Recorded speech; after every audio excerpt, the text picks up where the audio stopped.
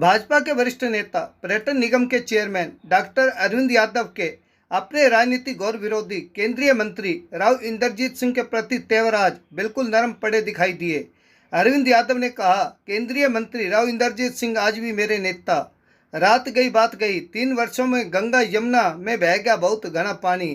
राव इंद्रजीत सिंह को चाहिए बीती बातों को भूलना। अरविंद यादव के कार्यालय में हुए राव इंद्रजीत सिंह के विरोध के बारे में कहा, 0.1% मन कर्म तथा वाणी से नहीं मानता अपने आप को कसूरवार।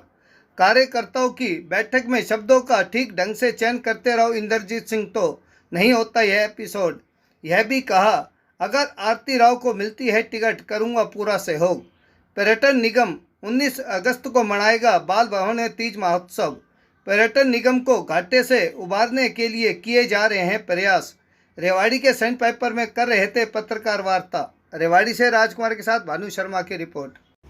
इलेक्ट्रॉनिक मीडिया, प्रिंट मीडिया के सब मेरे मित्रों भाइयों, 11 जनवरी को मैंने पदभार ग्रहण किया था हरियाणा टूरिज्म का चेयरमैन के नाते, और उस समय तैयारी चल रही थी हस्तशिल्प मेला जो हर साल आयोजित होता है, तो 36वें हस्तशिल्प मेले की फरीदाबाद में सूरजकुंड। तो वो हमने 3 फरवरी से लेकर 19 फरवरी तक आयोजित किया, और वो विश्व का सबसे बड़ा मेला बना, क्योंकि 17 लाख के लगभग जो है उसमें हमारे दर्शक आए और 40 से ज़्यादा देशों का उसमें सहभागिता रही। और उसी समय G20 चल रहा था, तो G20 मौका मिला। हरियाणा का पहला कार्यक्रम हमने G20 का सूरजकुंड मेले पे किया। इसके बाद G20 का दूसरा कार्यक्रम हमको मिलने का हुआ, उनका लंच का कार्यक्रम हम लोगों ने रखा। तो पहले हम अपने सुल्तानपुर जो बर्ड सेंचुरी है वहाँ लेके गए, फिर प्रतापगढ़ फार्म पर लेके हमने वहाँ उनका दोपहर के भोजन का आयोजन किया। तो हरियाणा को इसमें भी एक अपना माइलस्टोन तय करने का मौका मिला। तीसरा प्रोग्राम 30 अप्रैल को हमने पिंजौर गार्डन पर उनका फिर हमने डिनर होस्ट किया मुख्यमंत्री जी की तरफ से, और एक बड़ा वो एक हरियाणा की अपनी छाप उनके ऊपर छूटी, कला की, संस्कृति की, हमारे सब उसकी, तो एक ये उपलब्धि रही। इसके बाद हमने 6, 7, 8 तारीख को 7, 8, 9 पिछले महीने जून में हमने जो जुलाई में 7, 8, 9 जुलाई को हमने मैंगो फेस्टिवल आयोजित किया। तो अभी तक तो वो 2 दिन का मैंगो का फेस्टिवल हम हर साल करते थे, लेकिन इस बार हमने उसकी अवधि 2 दिन की जगह 1 दिन बढ़ा दी, 3 दिन की कर। वो एक हमारा जो है उसमें कोई 500-700 के लगभग, बहुत ज़्यादा काउंटिंग तो मैंने नहीं की, लेकिन वो इतनी वेराइटियाँ आई।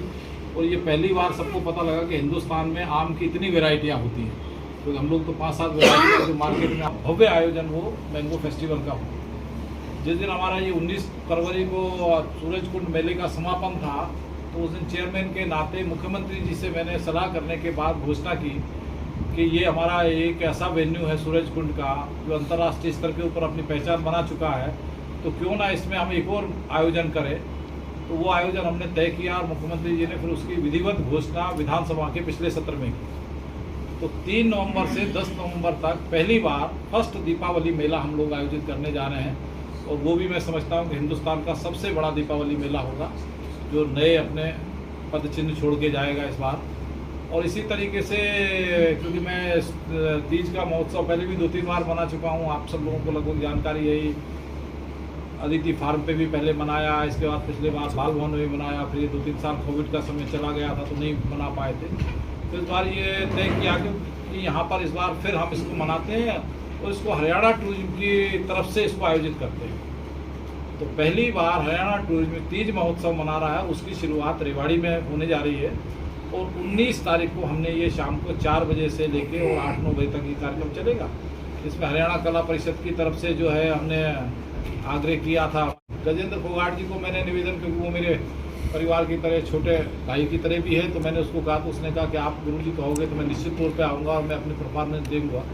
तो 1-1.25 घंटे की उनकी परफॉर्मेंस होगी। एक कला संस्कृति में जो हमारे शहर के बच्चे हैं, हमारे ज़िले के बच्चे हैं, वो लोग करते रहते हैं, तो उनको भी एक ऐसा प्लेटफार्म मिले, एक ऐसा मंच मिले कि जहाँ वो अपनी कला को, अपनी संस्कृति की छटा बिखेर सकें। तो ये प्रयास भी था, तो उन लोगों को भी 1-1.25 घंटे का कार्यक्रम उनका रखा है। तीसरा, हमारे गांव की हमारी बहनें हैं जिनकी प्रतिभा गांव तक ही सिमट के रह जाती है, शादी में, विवाह में, तो वो भी हमने सोचा कि उनको भी ऐसा मंच हम प्रदान करें तीज महोत्सव के नाते, कि वो भी एक अपनी कला को यहाँ प्रदर्शित कर सके, तो 1 आध घंटे का कार्यक्रम हमने उन बहनों का भी रखा है। तो ये 3 घंटे का लगभग का हमारा कल्चरल प्रोग्राम का। लाइन में नहीं लगा ना, लाइन में लगने का मेरा स्वभाव है। मैं तो जहाँ खड़ा होता हूँ उतना प्रसाद इसमें दे रखा, लाइन वहाँ से शुरू होती है। वो लगेगा पार्टी को मुझसे क्या काम लेना है, मुझसे कहना है भाई आरती को टिकट दे के आरती को लड़ा रहा है तो मैं आरती की जय जयकार कर लूँगा, पार्टी का पक्का सिपाही हूँ। मुझे लगेगा रणधीर कापड़ीवास जी आते हैं, उनको पार्टी टिकट देती है, मैं रणधीर भाई मेरे बड़े भाई है, मैं उनके लिए जय जयकार कर लूँगा। मुझे कोई संकोच नहीं है। पार्टी जिसको आगे लेके आएगी, मैं ना आज तक कोई पद मांगने गया हूँ, ना आज तक मैं टिकट मांगने गया हूँ, और ना मैं आगे जो आपने दी है दिलाई है आपने, लेकिन कार्यकर्ताओं की भावना है, कार्यकर्ताओं की भावना को भी आपको सुनना चाहिए। तो उन्होंने कहा कि आप रखो मीटिंग। उन्होंने अपने पीए से उसी समय पूछा कि कल का हमारा कार्यक्रम क्या है, तो उन्होंने कहा शाम को हमने 5 बजे 5:30 बजे पटौदी में दे रखा है।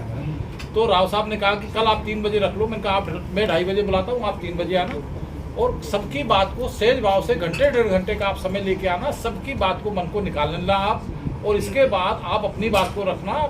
डेंटिंग पेंटिंग मैं करूँगा और सारे माहौल को हम ठीक करेंगे। जो मीडिया के अंदर गया ये भी ठीक पक्ष नहीं गया। इतनी बात उनके साथ मेरी अंडरस्टैंडिंग बनी।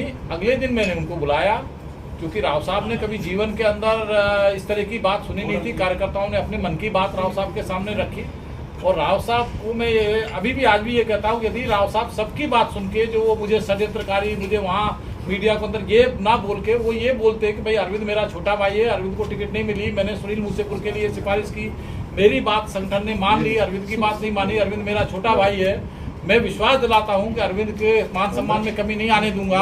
इतनी बात यदि कार्यकर्ताओं के बीच में उस समय कह देते तो बात ही नहीं होती। लेकिन उन्होंने दूसरी बात बोलना शुरू करी तो उससे कार्यकर्ता और ज्यादा नाराज हो गए। नाराज होने से वो माहौल बिगड़ गया। तो उसके लिए भी मैं कहीं 0.01% भी अपने मन से, अपने कर्म से, अपनी वाणी से मैं अपने आप को कसूरवार नहीं मानता।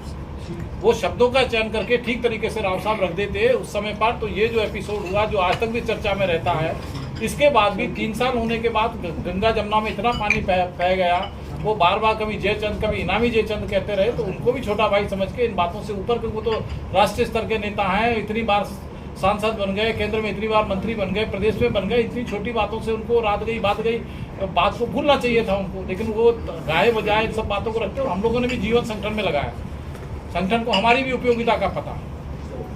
तो ये सब बातें समय के साथ ठीक हो जाती है, कोई बात नहीं। आज भी वो मेरे नेता हैं, आज भी मेरे पार्टी के मंत्री हैं, आज भी मेरे सांसद हैं। उनके मान में सम्मान में कभी कोई कमी आने का कारण नहीं है, मेरी तरफ से कभी कमी नहीं आ सकती।